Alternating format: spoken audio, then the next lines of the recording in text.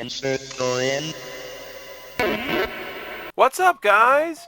Welcome to Analyzing All of the Pac-Man Ghosts, Part 9, a video series where I go exploring all of the different kinds of ghosts and talking about the history of the ghosts, the games, the cartoons, the commercials, the merchandise, everything, exploring literally every single ghost I can possibly find. Well, just as usual, let's get started. Number 1, Kelly. Kelly is one of the pink ghosts from the Pac Store cartoons that were commercials that only aired in Japan. She's a girl ghost, she's really cute, she has her moments here or there on the show. What I can say about Kelly for sure is that she is a foodie. She just really eats a lot, and you can see her gaining weight in like one of the scenes. It's a really funny, cute scene actually. But it's clear as you watch the series that she gains weight and loses weight all the time.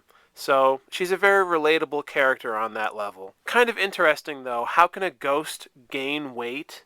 Like these are the kind of questions that I just think about when I analyze the ghosts of Pac-Man. I mean, honestly, I don't think they're meant to be analyzed. I don't really think they are.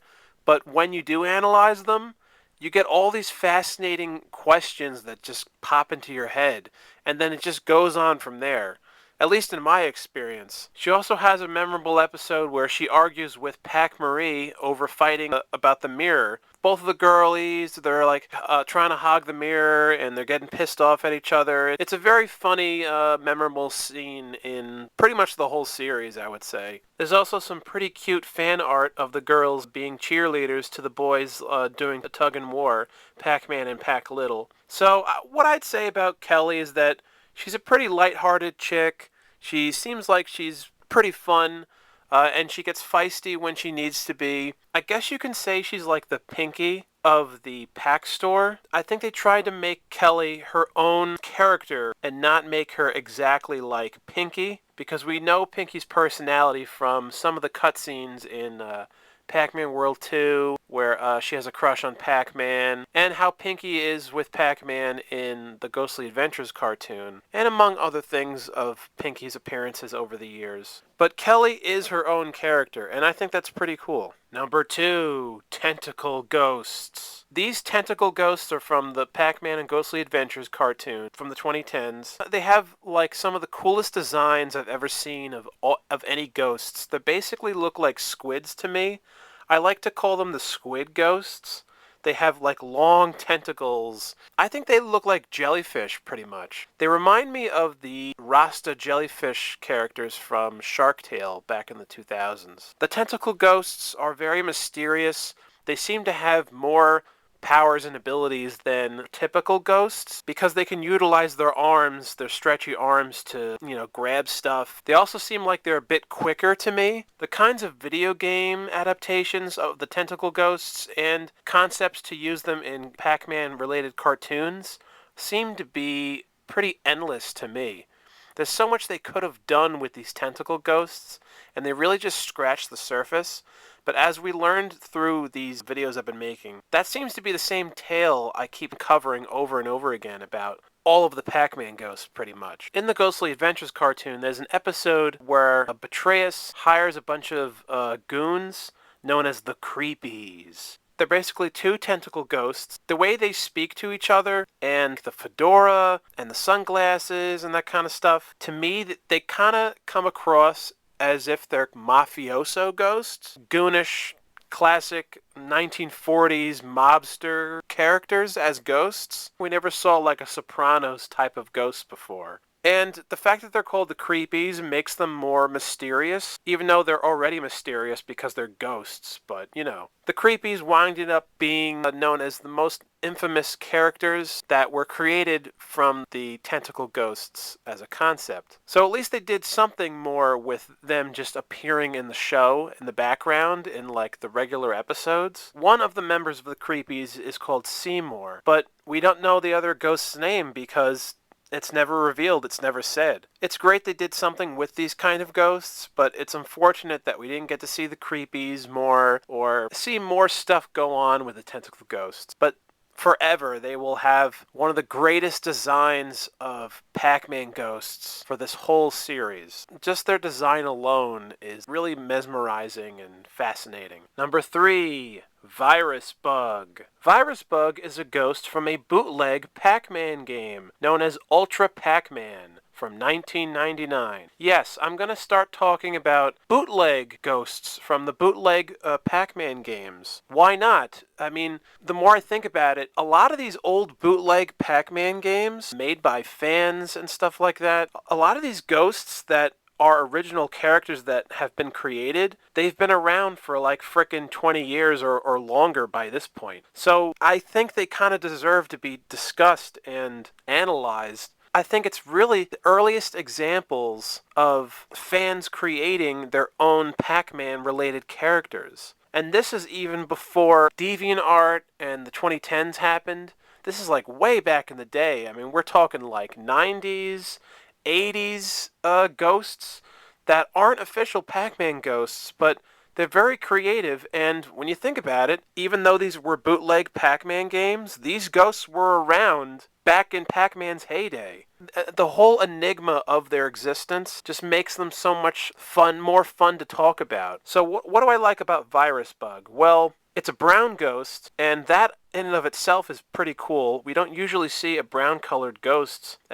Also, a lot of the names of the ghosts from Ultra Pac-Man are puns based on the Y2K scare from 1999 when people thought the world was going to end. And Virus Bug is the last listed. It has a nickname of 4 exclamation points. I suppose of all the ghosts in Ultra Pac-Man, Virus Bug would probably be the most dangerous, considering how it's the last one listed and he's a virus. Would Virus Bug be a ghost that's just as dangerous as Glitchy, the ghost? Probably. And you could even argue Glitchy is a virus, right? Maybe Virus Bug and Glitchy are both cousins? Could we say Virus Bug is the early version of Glitchy? I just really love the name and I love the color. Virus Bug to me is a memorable addition to the bootleg Pac-Man ghosts, and I just think he's pretty cool. Number 4, Barabo. Barabo is one of the ghost enemies from Pac-Pix. I dig Barabo's design, but other than the look of Barabo, I don't have too much to say about this ghost. But the name makes me wonder if the name of the ghost is supposed to be a pun based off of the animal a caribou. So instead of a caribou, it's Barabo, I guess. There's like a pink aura around the front of the face of Barabo. Does this mean that Barabo has something special about the ghost than other ghosts? Does it have some kind of secret power? I really don't know. But still, it's definitely worth mentioning Barabo because I think Barabo is the last ghost that I haven't talked about from Pac-Pix. So there you have it. Barabo from Pac-Pix. Number 5, Fred. Fred is a ghost from Pac-Man and the Ghostly Adventures. He appears in the episode Pac-Pong Fever, and he's used as like a flag by the Ghost Gang. His role in the show is very small. I really don't even think he says anything. He seems like a very naive ghost to me. It's just too bad we didn't get to see more of Fred as a character, because there seems to be an essence of Fred that's humorous, where there could have been all these other episodes where Fred appeared with the Ghost Gang, and no matter what they ask him to do, he just wants to do it anyway, just because. There's a naivete to Fred's character. It's kind of neat having a ghost in Pac-Man that has a regular name. You don't expect ghosts in Pac-Man to have names like Thomas, or Michael, or Fred, or Sandra, or Katie, or whatever. Maybe the fact that they gave Fred this kind of normal human name, they were trying to make Fred a more down-to-earth kind of character. Number 6, Casper. No, not Casper the friendly ghost. This is a different ghost. An enemy. Not very friendly. He is a bootleg ghost from the classic bootleg Pac-Man game known as Ghost Muncher Galaxian. And I think there's another version of this game called Ghost Muncher Uniwars. I really like the color scheme for this ghost. And Ghost Muncher is from 1981. That's right.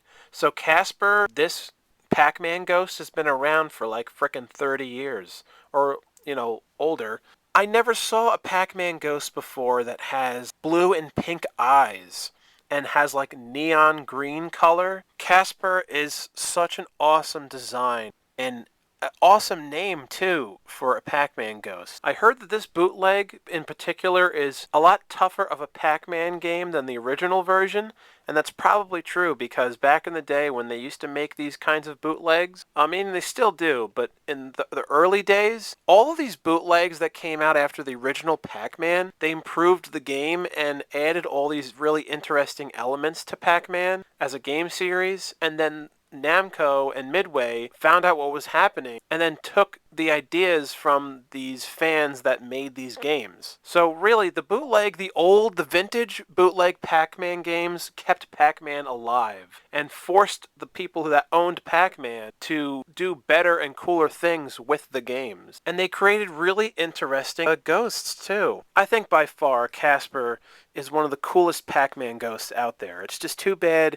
he's a bootleg ghost. And we will probably never see this character ever again, but why not? They're still making bootleg Pac-Man games. I hope a fan in the future includes Casper in a new bootleg.